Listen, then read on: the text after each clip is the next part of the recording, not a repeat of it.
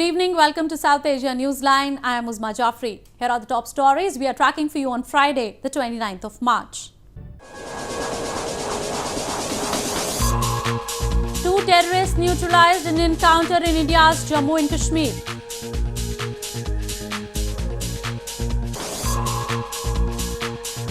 US trying to convince all parties for Afghan peace, says Mike Pompeo.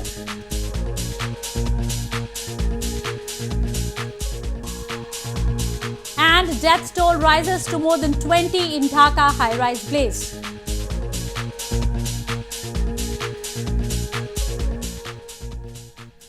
And now for all the details. Security forces gunned down two terrorists in an encounter in Budgam district of India's northern Jammu and Kashmir province on Friday morning. This came a day after four terrorists belonging to Pakistan-based terror groups were neutralized in two separate encounters in the province. Two terrorists were killed in an encounter with security forces in Budgam district of India's northern Jammu and Kashmir province on Friday morning. The encounter broke out after security forces had launched a cordon and search operation in Naugam area in the district following information about presence of the terrorists. Officials said as the searches were going on, the search party was fired upon by the terrorists. The fire was retaliated, leading to a gunfight in which the two terrorists were killed. Four security personnel were also reportedly injured in the encounter. India has long accused Pakistan of harbouring terror groups to use them as proxy to mount attacks on Indian soil. Pakistan denies the allegations. India on Friday welcomed UN Security Council's move to adopt a resolution calling upon the member states to step up efforts to combat and criminalize the financing of terrorists and their activities. In a veiled reference to Pakistan, India's permanent representative at the UN, Syed Akbaruddin, said that serial offenders will continue to support terrorism, justifying their actions and inaction.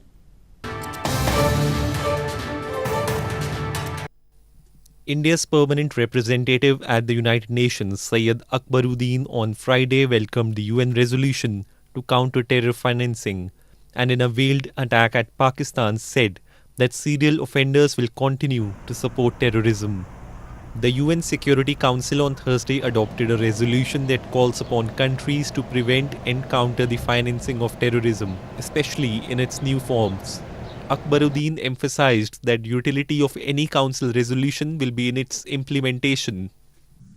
Terrorists are going to be ever more creative in finding ways to violate the rule book.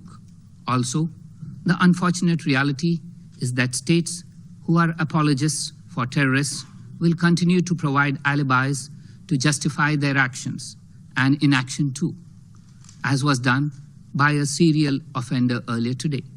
Global momentum to rein in terrorism is picking up after the US also moved a resolution at the UN to blacklist Masood Azhar, the chief of Pakistan-based Jaish-e-Mohammed terror group. US and India have long accused Pakistan of providing safe havens to terrorists such as Masood Azhar and also the founder of Lashkar-e-Taiba, Hafiz Saeed, who is also a UN-designated terrorist. The Jaish-e-Mohammed had claimed responsibility for a suicide bomb attack which killed at least 40 Indian security personnel in India's Jammu and Kashmir province on February 14th. Moving on. Former EU parliamentarian Paolo Casacca has expressed concern over the state-sponsored terrorism and human rights violations by Pakistan. He also urged the international community to take notice of the extrajudicial killings and enforced disappearances of Sindhi and Baloch political activists.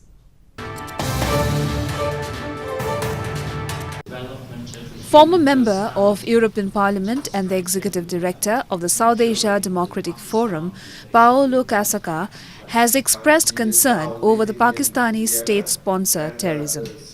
While speaking during an event in Geneva, he highlighted that the human rights defenders and political activists in Sindh and Balochistan are regularly grappling with the threats of extrajudicial killings and enforced disappearances.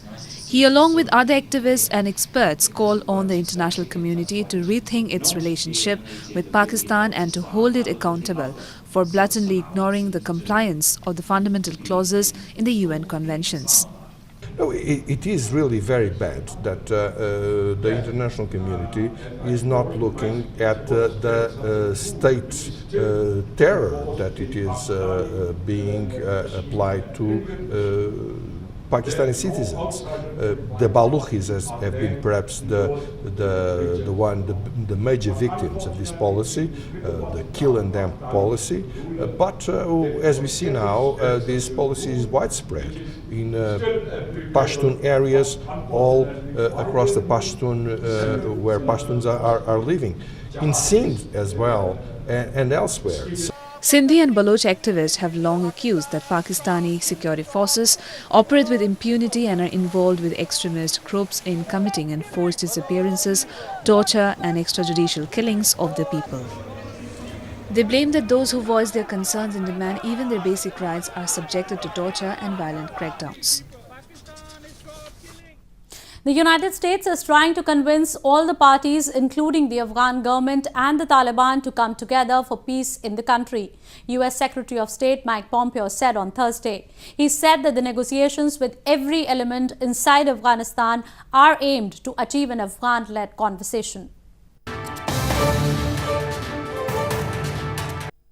Testifying before the House of Representatives Foreign Affairs Committee, U.S. Secretary of State Mike Pompeo on Thursday said, the issue of troop reduction in Afghanistan depends on the outcome of peace talks between the United States and the Taliban.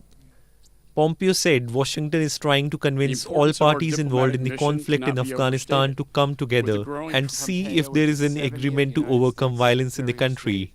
He said that the US is trying to negotiate with every element inside Afghanistan, aiming it to be Afghan-led conversation. The people are trying to convince all the parties, the government of national unity, including President Ghani, other Afghan actors, and the Taliban to come together to see if we can't find a way to reduce the violence. When we do that, we'll be able to reduce not only American forces there, but importantly the NATO forces that are located inside and working together alongside us inside of Afghanistan. The remarks by the US Secretary of State comes as US Special Envoy Zalmay Khalilzad has started another multi-nation trip on Afghan peace. He is expected to encourage efforts to form an inclusive negotiating team and discuss next steps in intra-Afghan discussions and negotiations. More on news from Afghanistan. Afghanistan's Independent Election Commission on Thursday held a meeting with election stakeholders and signed cooperation agreements with them on the upcoming presidential polls. The poll body announced it needs around $192 million for the presidential, provincial and district council polls scheduled to be held in September this year.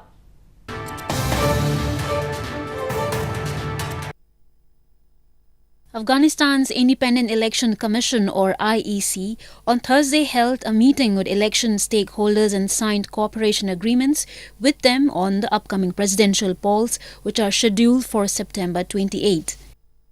The poll body has estimated that $192 million are needed for the presidential, provincial and district councils and Ghazni parliamentary election, which all will be held on the same day. IEC Commissioner Mohammad Abdullah said the government and the donor countries will provide a budget for the elections. $2 میلیون بودجه ابتدایی پیش بینی شده که دو مرجع ها داریم. اول دولت افغانستان، وزارت محترم مالیه و نهادهای کمک کننده بین المللی که هر دوی از این تاکنون همکار هستند، اما این همکاری از این مشروط به ارائه همون طرح بودجه مشخص کمیسیون انتخابات. The electoral process stakeholders assured the Election Commission that they will play their roles in holding the election successfully. Meanwhile, heads of security agencies responsible for the security during elections said they are ready to provide a secure and safe environment for the process. Moving on to news from Bangladesh. Death toll rose to more than 20 on Friday in a fire that broke out in a 22-storied commercial building in Bangladeshi capital Dhaka on Thursday. Recovery operations continued for the second day on Friday to find and rescue victims trapped in the upscale building.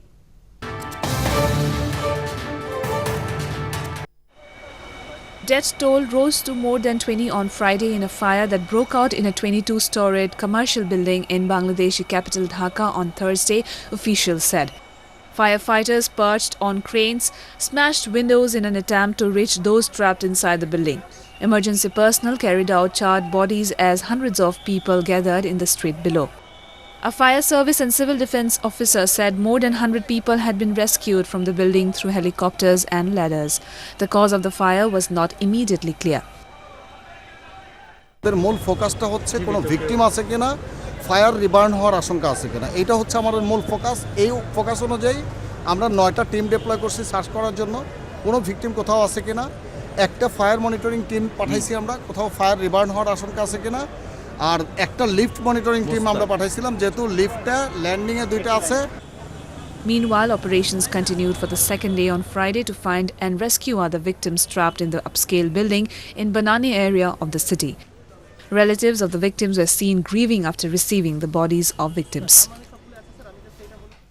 In news from Nepal, a two-day-long investment summit began on Friday in Nepal's capital Kathmandu city to attract foreign investors towards the Himalayan nation. Delegates from 40 countries are taking part in the summit.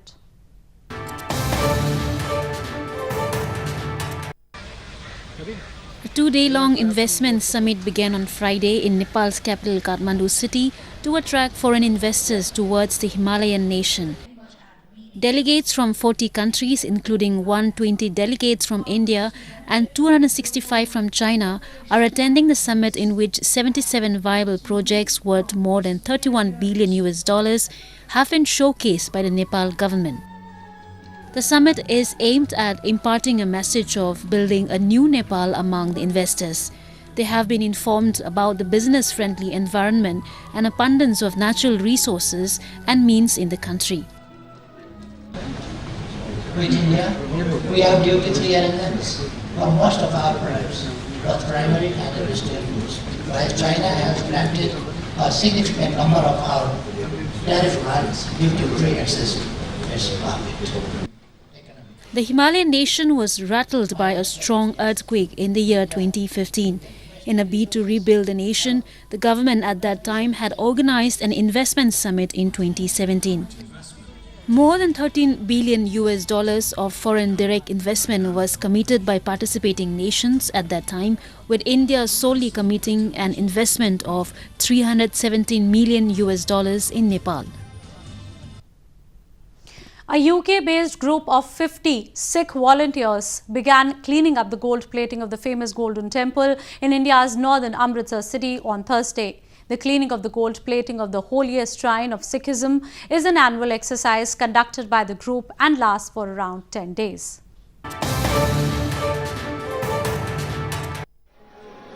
A UK-based group of 50 Sikh volunteers began cleaning up the gold plating of the holiest shrine of Sikhism, the Golden Temple in India's northern Amritsar city on Thursday. To maintain the luster of the holy Sikh shrine, the volunteers of Guru Nanak Nishkam Sevak Jatha every year undertake the job of cleaning up the temple affected by pollution and the weather. Firstly, the dust settled on the embossed gold plating of the Golden Temple is cleaned, and then Rita or soap nut and lemon are used to scrub away any stains and restore the sheen of the shrine. हर एक साल इस उतों सफाई करते रहे सोने सफाई करते आते हैं क्योंकि पोल्यूशन बहुत है मीह पैंदे हैं मीह ने पोल्यूशन टुगैदर वो काला काला हो जाता है उसनों फिर रीठे दे नाल साफ किया जाता है कि 50 संगत 50 गिनती में संगत उधर आती है. The cleaning of the Golden Temple is an annual exercise conducted by the group that lasts for 10 days. The splendor of the Golden Temple attracts millions of devotees and tourists every year. However, the increasing level of air pollution has become a threat to the gold-plated temple. Well, that's all we have for you from South Asia this evening.